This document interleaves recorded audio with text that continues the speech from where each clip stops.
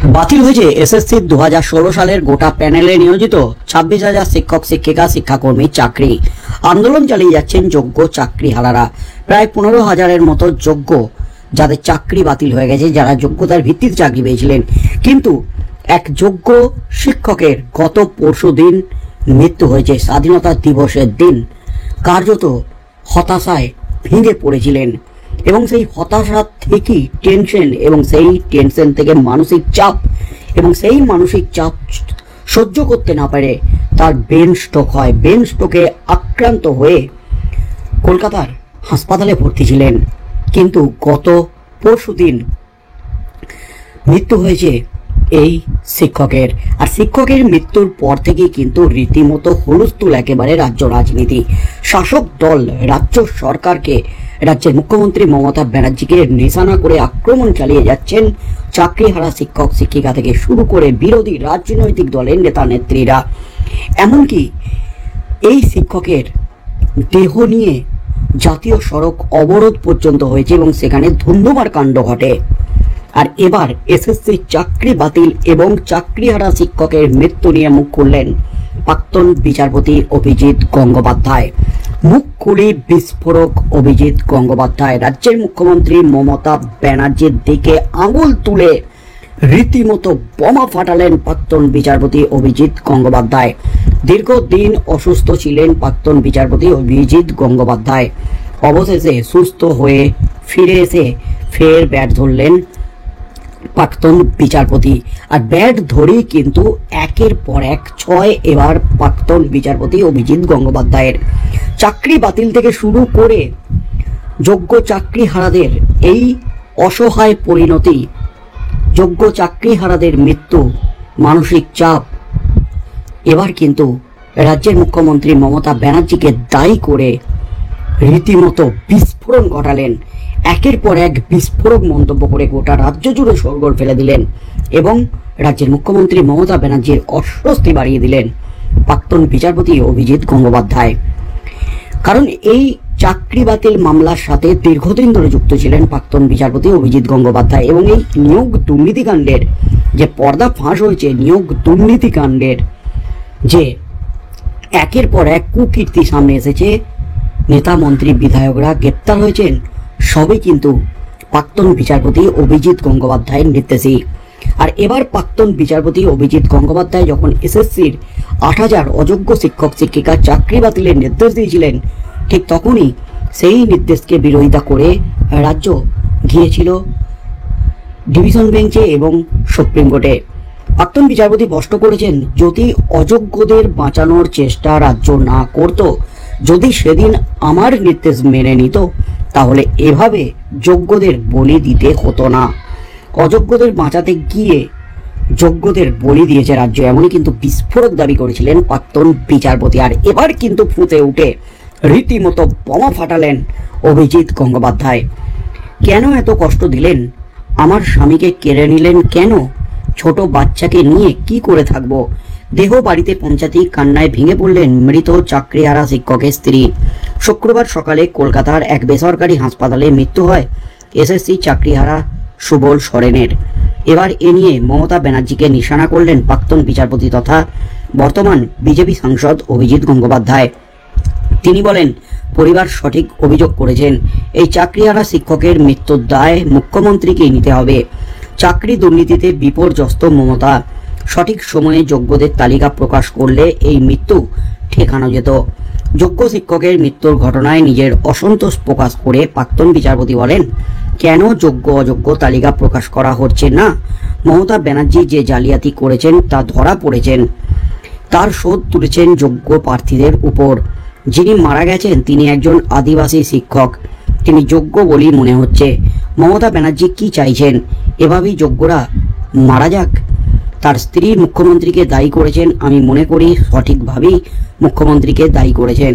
মুখ্যমন্ত্রীর কাছে plan A B Z অনেক কিছুই আছে। আগে যোগ্যদের তালিকাটা প্রকাশ করে দেখান। আপনারা কিছুই করবেন না, মাঝখান থেকে একের পর এক যোগ্য শিক্ষক এভাবে প্রাণ হারাবেন। আমরা কল্পনাই করতে পারি না এভাবে একটা রাজ্য চলছে। উল্লেখ্য, স্বাধীনতা দিবসের সকালেই মৃত্যু হয় পশ্চিম মেদিনীপুরের ডেবরার ৩৫ বছরের রাষ্ট্রবিজ্ঞানের শিক্ষক সুবল সোরেনের। গত মঙ্গলবার হঠাৎ স্ট্রোকে আক্রান্ত হন তিনি। তাকে প্রথমে ডেবরার একটি বেসরকারি হাসপাতালে ভর্তি করা হয়। পরে তাকে কলকাতার ইএম বাইপাসের ধারে একটি বেসরকারি হাসপাতালে রেফার করা হয়। শুক্রবার দুপুর নাগাদ তার মৃত্যুর খবর ছড়িয়ে পড়তেই সহকর্মীরা হাসপাতালে ভিড় জমান। অভিযোগ ওঠে, পুলিশ মৃতদেহটি দ্রুত অ্যাম্বুলেন্সে করে সরিয়ে নিতে চাইছিল। প্রাক্তন শিক্ষকরা এই অভিযোগে রাস্তা অবরোধ পর্যন্ত করেন। বিকেল গড়াতেই ইএম বাইপাস জুড়ে উত্তেজনা ছড়িয়ে পড়ে। প্রতিবাদী শিক্ষকদের দাবি, গত বছর আরজিকর হাসপাতালে চিকিৎসক ধর্ষণ খুন কাণ্ডের পর একইভাবে একই স্টাইলে পুলিশ মৃতদেহ সরানোর চেষ্টা করছিল। আজও তাই করা হলো। বিরোধী দলনেতা শুভেন্দু অধিকারী এই ঘটনায় রাজ্য সরকারের ভূমিকা নিয়ে কড়া আক্রমণ শানিয়ে বলেন, যদি রাজ্য সরকার হাইকোর্টের নির্দেশ মেনে তৎকালীন দুর্নীতিগ্রস্ত প্রার্থীদের তালিকা জমা দিত, তাহলে আজ এতজন চাকরি হারাতো না, সুবল সোরেনের মৃত্যুও হতো না। রাজ্য কংগ্রেস সভাপতি শুভঙ্কর সরকারও প্রশ্ন তোলেন, পুলিশ এত তাড়াহুড়ো করছিল কেন? কিছুক্ষণ অপেক্ষা করা যেত না? রাজ্য সরকার দায় এড়াতে পারে না।